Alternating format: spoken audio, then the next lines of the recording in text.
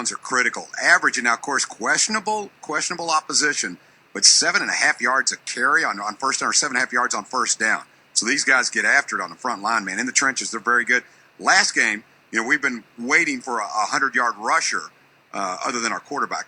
But Shadrack Thornton gets 111 yards, and then Matt Days gets 104. So they had 2 against South Alabama, and their offense rolled 586 yards total. Wow.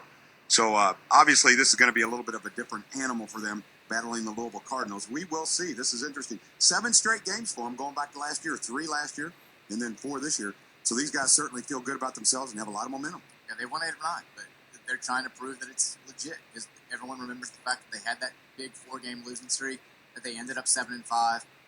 They want to prove that this year they are a legit top 25 team that's going to be in contention for an ACC Atlantic Division title, and that starts Saturday. I love James Henderson's info. I love hearing what he had to say. I don't buy wholeheartedly the fact that defensive front is that much better this year. I'm sure they have some young talent on the defensive line. Actually, I know they do.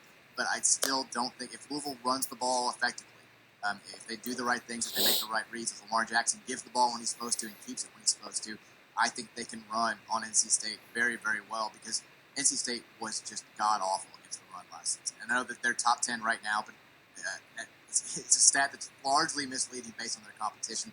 I think Louisville should have success on the ground.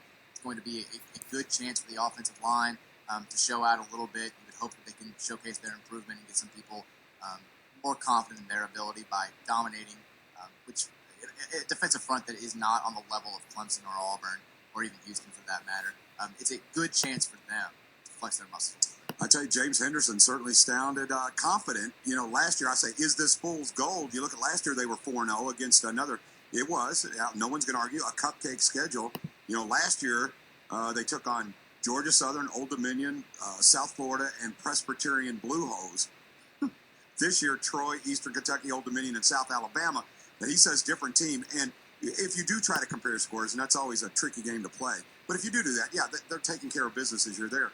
They're just pummeling teams, but this is totally different. I do think you're right about this too, Mike, and he said that as much.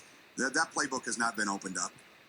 Coach Doran knows that this is a different kind of game. He said himself in his radio show this week, he said the race starts now. He knows this is